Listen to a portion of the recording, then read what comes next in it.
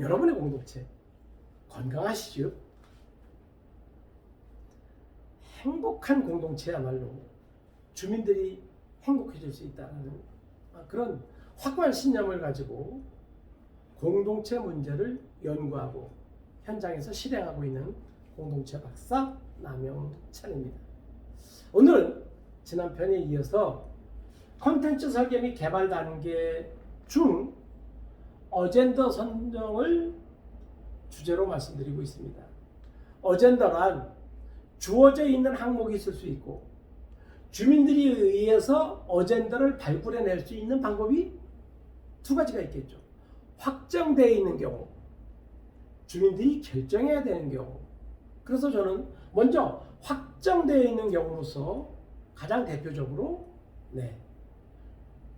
선진지견학의 예를 먼저 들어드렸고요. 두 번째는 마을 만들기 사업 중 주민들이 의견을 내는 게 어젠더를 선정하는 것이다 라고 말씀드렸습니다. 이어서 세 번째로 남영찬 박사가 연구한 공동체 문화라는 걸 여러분들께 지난 시간에 말씀드리다 액티스를 말씀 못 드려서 이렇게 이어가고 있습니다. 공동체 문화 과연 뭘까요?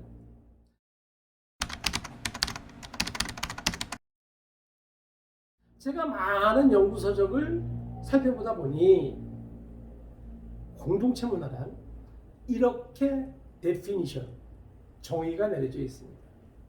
공동체 구성원들이 같은 마음을 가지고 비슷한 상황에 같이 행동하고 같은 말을 쓰면 그것이 바로 무형의 공동체 문화가 생기는 것이다. 그리고 이러한 공동체 문화를 뒷받침할 수 있는 것이 공동체 놀이이자 공동체 행사다. 이렇게 정의가 되어 있더라고요. 자, 여러분 한번 저희 마을, 이웃 마을, 또 옆에 마을, 이 세 개의 마을만 있다고 가정을 해봅시다. 그런데 A라는 마을에 사는 사람들의 마음과 B라는 마을에 사시는 분들과 C라는 마을에 사시는 분들의 마음이 똑같을까요? 전혀 틀립니다. 그분들의 행동이 똑같을까요? 틀립니다. 하시는 말씀도 다릅니다. 그렇기 때문에 마을마다 고유한 공동체 문화를 터치한다는 것은, 개발한다는 것은 중요한 의미가 있다는 것입니다. 여러분들 한번 가만히 생각해 보십시오. 옛날에 제가 어렸을 때 마을에서 가장 막강한 권력을 가지셨던 분은 이장님 또는 노인회장님이셨습니다. 이장님네 집만 라디오가 있었습니다. 저 어릴 때. 나이 드신 시청자 여러분들은 끄떡끄떡 하시겠죠. 맞아. 제가 중학교 때 이장님 집에 TV 한 대가 있어서 온 마을 분들이 여로라는 드라마를 보기 위해서 옹기종기 다 모여 있었던 그런 추억이 떠오릅니다. 그때 이장님이 우리 이렇게 결정했으니까 이렇게 갑시다 하면 그 누구도 토를 달지 않고 그렇게 갔습니다. 왜냐? 옛날에는 이장님이 모든 정보를 다 가지고 계셨습니다. 그런데 요즘은 이장님보다 이장님 옆집에 있는 초등학생 아이가 정보를 훨씬 더 많이 가지고 있습니다. 뭐로? 스마트폰으로. 연세 드신 어르신들보다 어린 친구들이 이 스마트폰을 통해서 정보의 접근성이 훨씬 더 가까워졌습니다. 어찌됐든 이제 개인화가 심화되고 그리고 정보화 시대에는 나이가 많으시다고 어떤 직책이 있다고 해서 그분이 마을의 모든 의사결정을 할 수 있는 시대가 지났다는 것입니다. 그 누구도 인정해주지 않는다는 것입니다.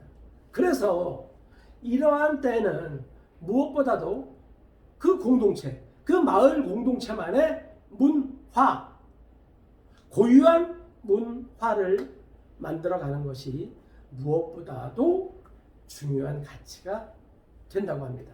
그 공동체 문화야말로 그 마을의 지속 가능성을 담보한다라는 것이 제가 남영천TV 1편에서 강조한 로제토 마을 이야기의 배경입니다. 여러분, 공동체 문화 쉽게 들어보지 않으셨죠? 네. 공동체 솔루션 관련된 박사 1호인 제가 나름 델파이라는 연구 방법론을 통해서 확정적으로 발견해낸 것이 심언행의 문화를 통해서 그 마을의 정체성을 찾아가고, 그리고 그 마을만의 고유한 문화를 통해서 예전처럼 마을 주민들이 같은 마음을 갖고 같이 행동하고 같이 말함으로써 공동체성이 회복된다라는 것입니다.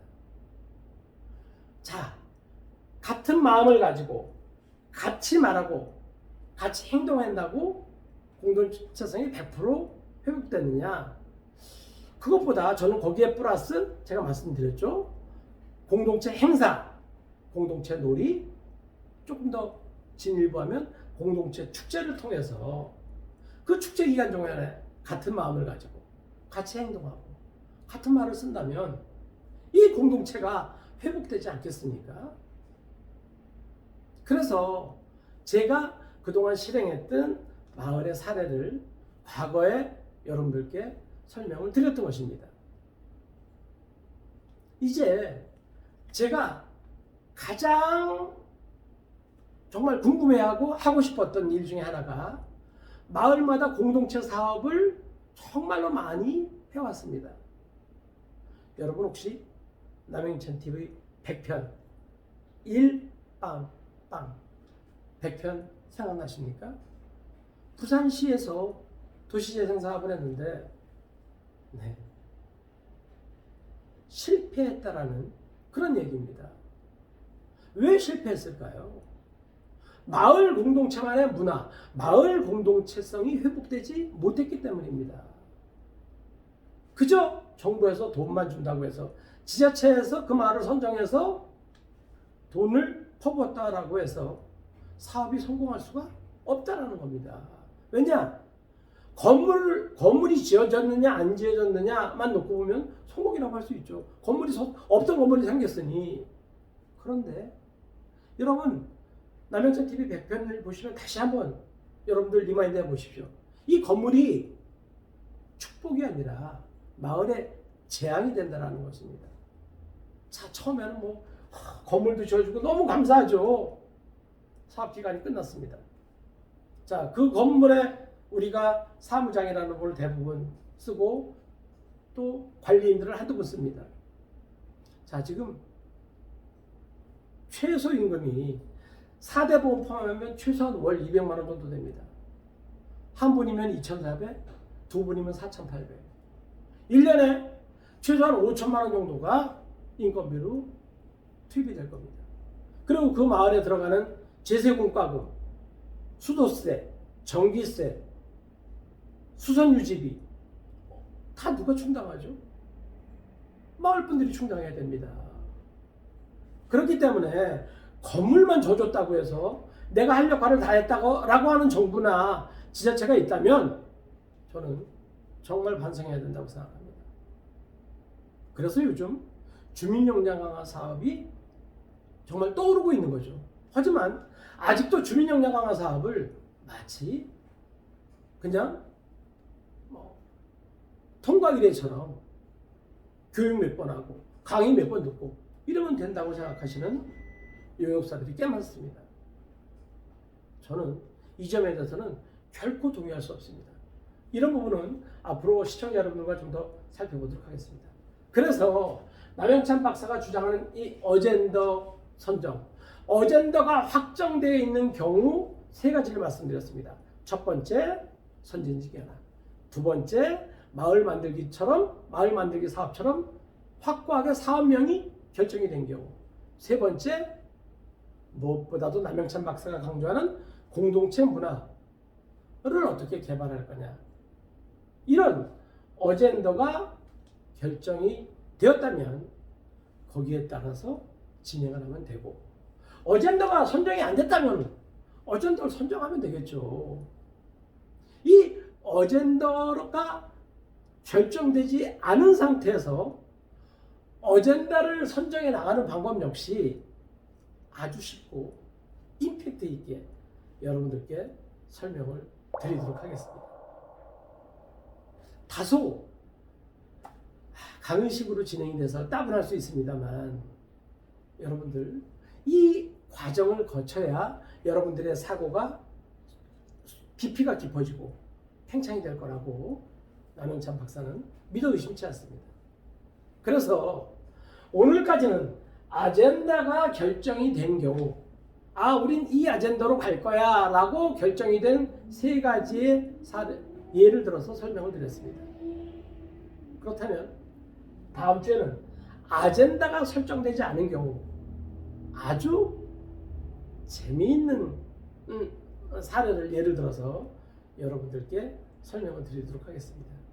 왜냐하면 아젠다가 정해져 있으면 그대로 가면 되죠, 그죠? 그런데 아젠다가 정해지지 않은 경우도 분명히 있다라는 겁니다. 어떤 일일까요? 궁금하시죠?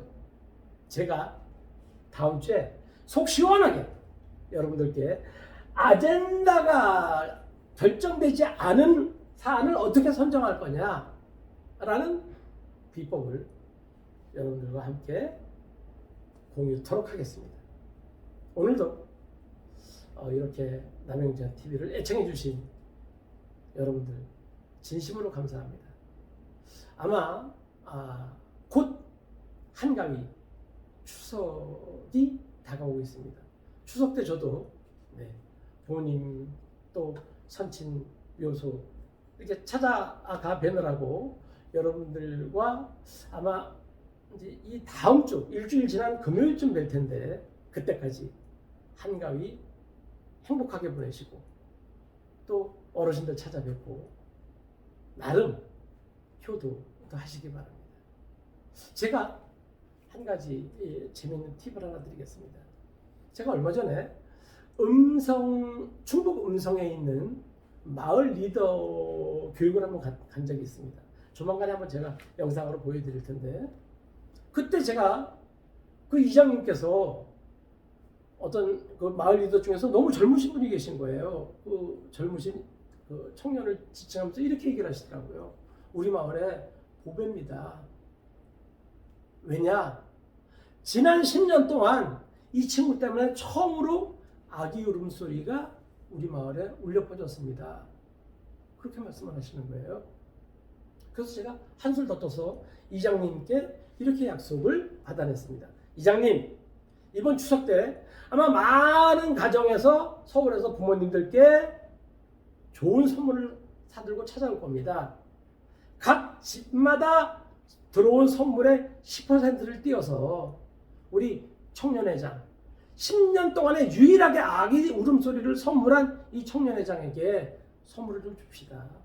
그래서 둘째, 셋째, 넷째 울음소리를, 이장님 울음소리를 만들어내실 마음은 있지만 몸이 안 되시니 몸을 갖추고 있는 우리 청년회장한테 전폭적으로 지원합시다 라고 해서 이장님으로부터 껄껄껄 웃음과 함께 반드시 하겠다는 동의도 받았습니다. 이번 한가위 정말 우리 농촌 소멸되어 점점 소멸화의 길을 걸어가고 있는 농촌이 너무 많습니다. 아기 울음소리 안 들리죠. 이주하지 않죠.